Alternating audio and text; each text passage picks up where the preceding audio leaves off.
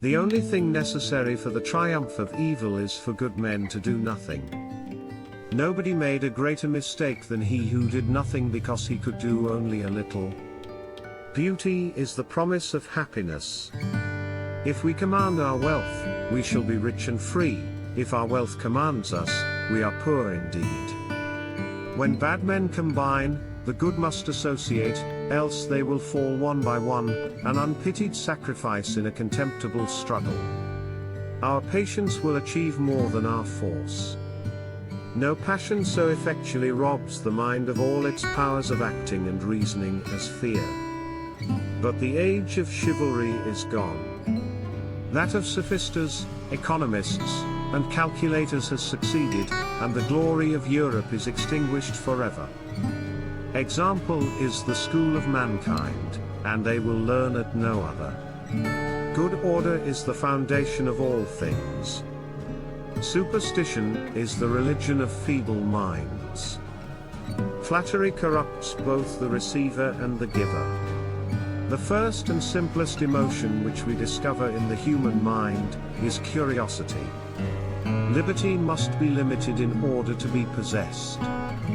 Ambition can creep as well as soar.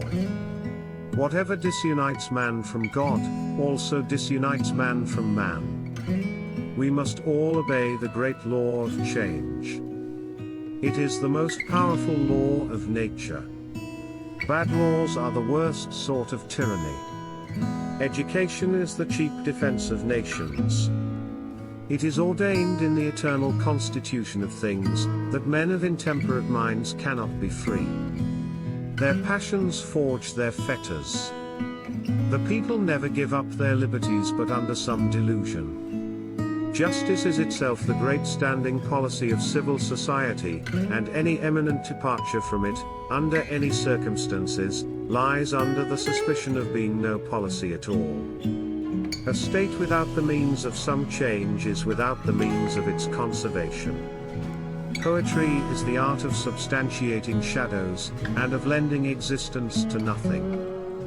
People will not look forward to posterity, who never look backward to their ancestors. Nothing is so fatal to religion as indifference. Religion is essentially the art and the theory of the remaking of man. Man is not a finished creation. He that struggles with us strengthens our nerves, and sharpens our skill. Our antagonist is our helper. If you can be well without health, you may be happy without virtue. Slavery is a weed that grows on every soil. The greater the power, the more dangerous the abuse.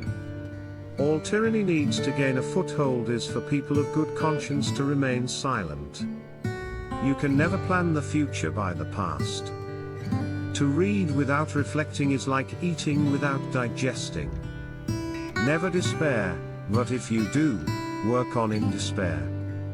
It is not what a lawyer tells me I may do, but what humanity, reason, and justice tell me I ought to do. But what is liberty without wisdom, and without virtue? It is the greatest of all possible evils, for it is folly, vice, and madness, without tuition or restraint. To make us love our country ought to be lovely. Your representative owes you, not his industry only, but his judgment, and he betrays instead of serving you if he sacrifices it to your opinion. A spirit of innovation is generally the result of a selfish temper and confined views.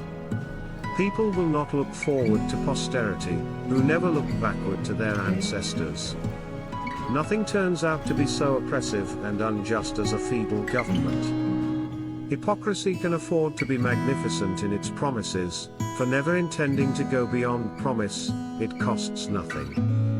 There is but one law for all, namely that law which governs all law, the law of our Creator, the law of humanity, justice, equity, the law of nature and of nations. The arrogance of age must submit to be taught by youth. Magnanimity in politics is not seldom the truest wisdom, and a great empire and little minds go ill together. By gnawing through a dike, even a rat may drown a nation. In a democracy, the majority of the citizens is capable of exercising the cruelest oppressions upon the minority. People crushed by laws have no hope but to evade power. If the laws are their enemies, they will be enemies to the law, and those who have most to hope and nothing to lose will always be dangerous. Free trade is not based on utility but on justice. When the leaders choose to make themselves bidders at an auction of popularity, their talents, in the construction of the state, will be of no service. They will become flatterers instead of legislators, the instruments, not the guides of the people. He that wrestles with us strengthens our nerves and sharpens our skill. Our antagonist is our helper. To tax and to please, no more than to love and to be wise, is not given to men. Under the pressure of the cares and sorrows of our mortal condition, men have at all times, and in all countries, called in some physical aid to their moral consolations, wine, beer, opium, brandy, or tobacco. Beauty in distress is much the most affecting beauty. Whenever a separation is made between liberty and justice, neither, in my opinion, is safe. Applause is the spur of noble minds, the end and aim of weak ones. It is a general popular error to suppose the loudest complainers for the public to be the most anxious for its welfare. Tyrants seldom want pretexts. Laws, like houses, lean on one another. A disposition to preserve, and an ability to improve, taken together, would be my standard of a statesman. Religious persecution may shield itself under the guise of a mistaken and overzealous piety. Whenever our neighbor's house is on fire, it cannot be amiss for the engines to play a little on our own. Custom reconciles us to everything. Falsehood is a perennial spring. Whilst shame keeps its watch, virtue is not wholly extinguished in the heart, nor will moderation be utterly exiled from the minds of tyrants. Nobility is a graceful ornament to the civil order. It is the Corinthian capital of polished society. Frugality is founded on the principle that all riches have limits. To innovate is not to reform. Among a people generally corrupt, liberty cannot long exist. If the people are happy, united, wealthy, and powerful, we presume the rest. We conclude that to be good from whence good is derived. I have never yet seen any plan which has not been mended by the observations of those who were much inferior in understanding to the person who took the lead in the business. In effect, to follow, not to force the public inclination, to give a direction, a form, a technical dress, and a specific sanction, to the general sense of the community, is the true end of legislature. It is the interest of the commercial world that wealth should be found everywhere. Kings will be tyrants from policy, when subjects are rebels from principle. All government, indeed every human benefit and enjoyment, every virtue, and every prudent act, is founded on compromise and barter.